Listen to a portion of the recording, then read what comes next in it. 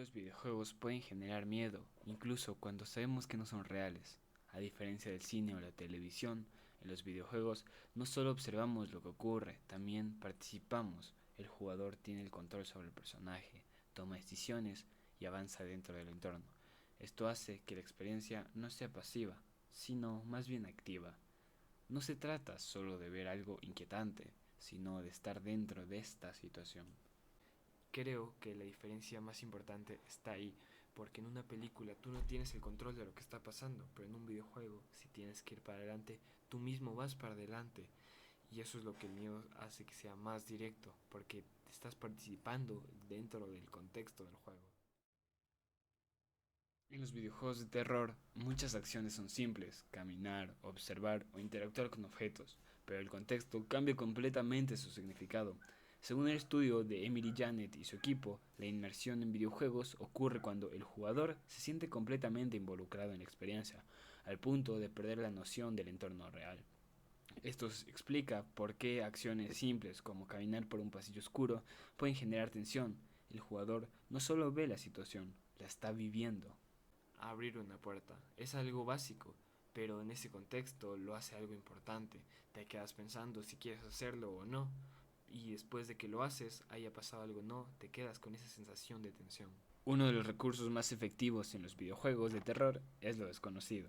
En lugar de mostrar directamente el peligro, muchos juegos lo ocultan. Según los investigadores Daniel Group y Jack Nielsen, la incertidumbre genera más ansiedad que una amenaza clara, porque el cerebro intenta anticipar lo que podría pasar.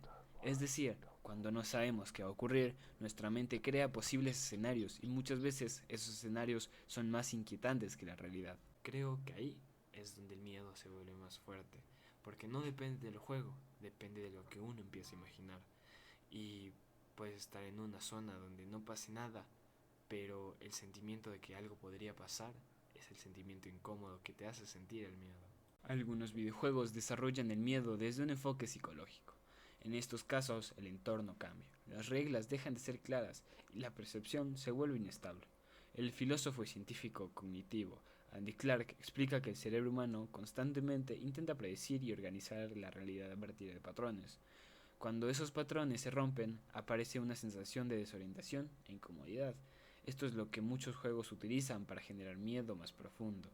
En ese punto, el miedo es diferente, no es solo reaccionar a algo, sino es dudar de lo que estás viendo. Eso lo hace más incómodo porque no tienes algo claro a lo que responder ante eso. No, nails ain't done her shit. Ugly as hell, too. Sorry, I'll never be like that. Oh shit! Otro recurso importante es el uso de situaciones cotidianas. Espacios como una casa o una habitación se presentan con pequeños cambios que rompen la normalidad. Desde la psicología se sabe que el cerebro reacciona con más intensidad a situaciones que percibe como posibles o cercanas a la realidad.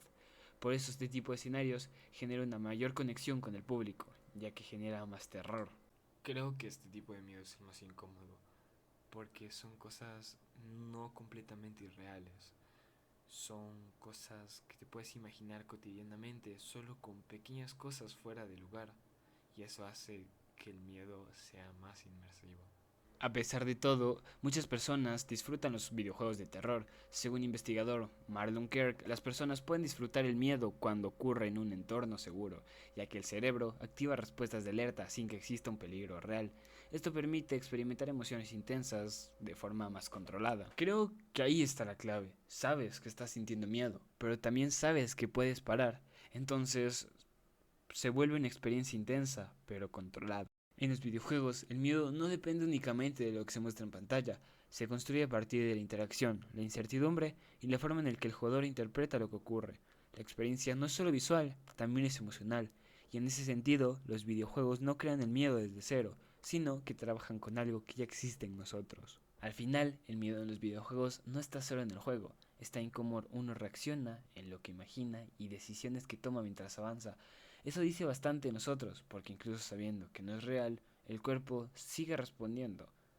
Nos tensamos, dudamos, evitamos avanzar, o a veces seguimos, aunque nos incomode. Creo que ahí se ve algo importante.